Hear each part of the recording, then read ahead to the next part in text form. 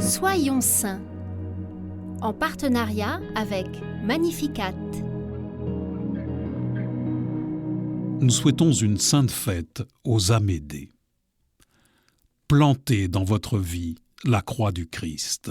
La croix est le véritable arbre de vie. Ces paroles, Jean-Paul II les prononce pour la béatification d'une bienheureuse Autrichienne née en 1894.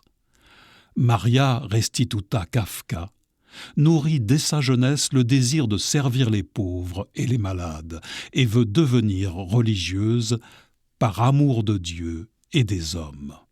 Malgré l'opposition de ses parents, elle parvient à entrer chez les sœurs franciscaines de la Charité, où elle peut réaliser sa vocation dans le monde hospitalier de Vienne.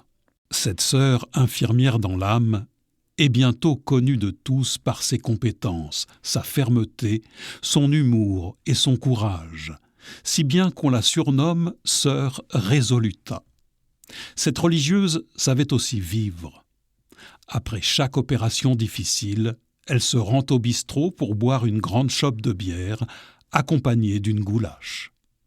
Lors de sa béatification à Vienne en 1998, les sœurs franciscaines vont d'ailleurs faire brasser une bière au nom de Restituta pour fêter l'événement.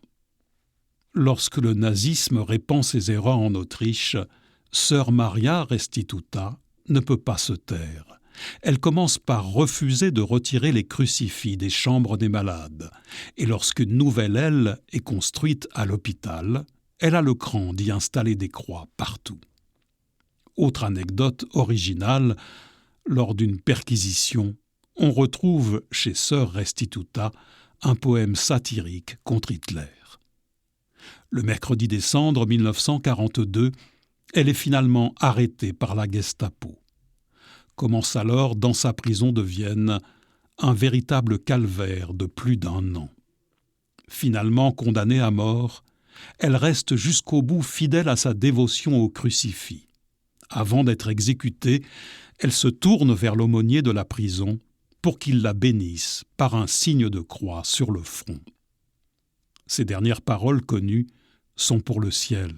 « J'ai vécu pour le Christ, je veux mourir pour le Christ. »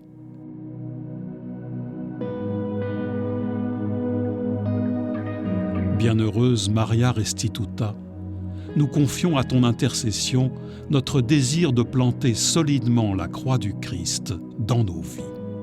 Qu'aujourd'hui, nos signes de croix, véritables prières d'amour pour Jésus, soient faits avec sincérité et profondeur.